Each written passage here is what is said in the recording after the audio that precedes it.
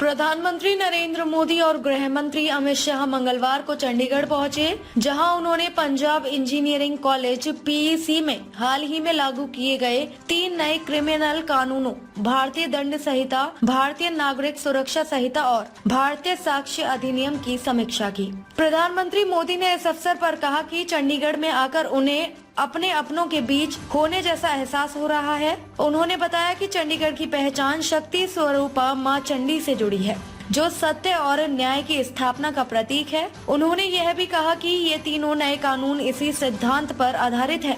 जब देश विकसित भारत के संकल्प के साथ आगे बढ़ रहा है और संविधान की 75 वर्षों की यात्रा पूरी हो रही है।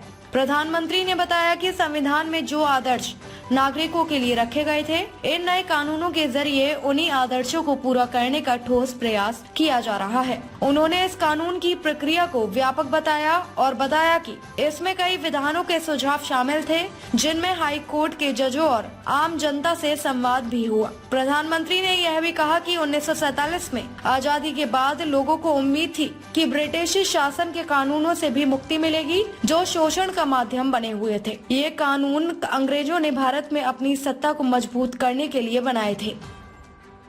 साथियों, न्याय की पहली कसौटी है समय से न्याय मिलना। हम सब बोलते और सुनते भी आए हैं, जस्टिस डिलेड, जस्टिस डिनाइड। इसलिए भारतीय न्याय संहिता, नागरिक सुरक्षा संहिता के जरिए देश ने त्वरित न्याय की तरफ बड़ा कदम उठाया है। इसमें जल्दी चार्जशीट फाइल करने और जल्दी फैसला सुनाने को प्राथमिकता दी गई है। किसी भी केस में हर चरण को पूरा करने के लिए समय सीमा तय की गई है। ये व्यवस्था देश में लागू हुए अभी कुछ ही महीने हुए हैं।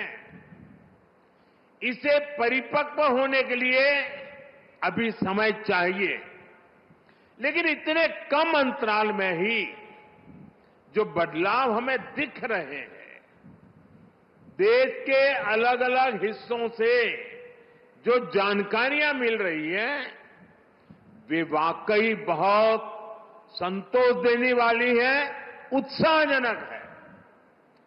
आप लोग तो यहां भली भांति जानते हैं, हमारे इस चंडीगढ़ में ही वाहन चोरी, व्हीकल की चोरी करने के एक केस में एफआईआर होने के बाद आरोपी को सिर्फ 2 महीने 11 दिन में अदालत ने सजा सुना दी, उसको सजा मिल गई।